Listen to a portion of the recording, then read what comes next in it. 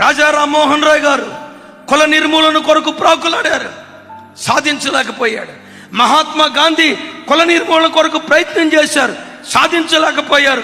The great BR Ambedkar గారు కుల నిర్మూలన కొరకు ప్రయత్నించారు, సాధించలేకపోయారు. మహానుభావులు, మహాత్ములు సాధించలేని కార్యం సిలువ శక్తి సాధించగలిగింది. ప్రజలందరినీ ఏకం చేసి ఒకే తండ్రికి పుట్టిన బిడ్డలుగా ఒకే చోట కూర్చోబెట్టింది. సిలువ ద్వేషాన్ని సంహరించింది. వాళ్ళ అగ్రవర్ణాలు, వీళ్ళది నిమ్న జాతి, వారిది గొప్ప కులం, వీరిది తక్కువ కులం. ఈ ప్రజలందరూ ఒకే దేవుని వలన సృష్టించబడిన వాళ్ళు, ఒకే దేవుని వలన సృష్టించబడిన వారు అన్న ప్రత్యక్షత మరిచిపోయి మా కులం గొప్ప, వాడు నిమ్న జాతి, వాడు అంటరాని వాడు, వాడిని ముట్టుకోవటం అంటూ, వాడు మా ఇంట్లోకి రాకూడదు, ఒకవేళ వాని దాహార్తి తీర్చాలంటే వాడు దోషులతో ఇలా చేతులు పెడితే ఇంతెత్తి నీళ్లు పోయాలి. అంటరాని వాడిగా చూడటానికి మించిన భయంకరమైన పశుతత్వం ప్రపంచంలో మరొకటేది లేదు.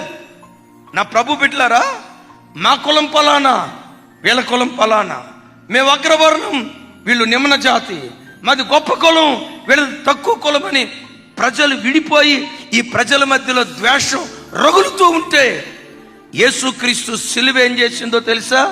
ప్రజల మధ్యలో ఉన్న ద్వేషాన్ని సంహరించి కులపు గోడలను, ప్రాంతీయ తత్వపు గోడలను, ఈ అడ్డుగోడలను పడగొట్టి వీళ్ళిద్దరిని ఏకము చేసింది యేసుక్రీస్తు సిలువ. సంఘాల్లో కులాలు లేవు, కానీ ఒక మాట, ఈరోజు ఈ సంఘంలో బ్రాహ్మణ కులస్తులు ఉన్నారు, ఏం చేతులేమి ఎత్తొద్దు. కమ్మ కులస్తులు ఉన్నారు,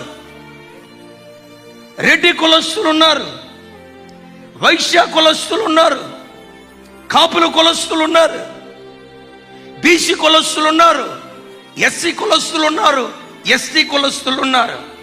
అద్భుతం తెలుసా?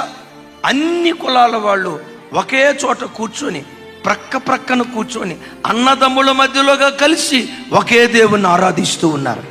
ఈ ప్రజలందరినీ ఒకే చోట కూర్చోబెట్టిన మగధీరుడు, ప్రజల మధ్యలో ఉన్న ద్వేషాన్ని సంహరించిన ఏకైక యోధుడు, యుగ పురుషుడు, నీవు ఆరాధించే ప్రభు అయిన యేసుక్రీస్తు వారు. మీరందరూ ఒకే తండ్రికి పుట్టిన బిడ్డలరా నాయనా, కొట్లాడుకోవద్దు. మన కులాలు లేవు, మనం అందరం ఒక్కలమే, ఒకే దేవుని సృష్టిని ఈ ప్రజలందరినీ కలిపిన అద్భుతమైన శక్తి సిలువ శక్తి.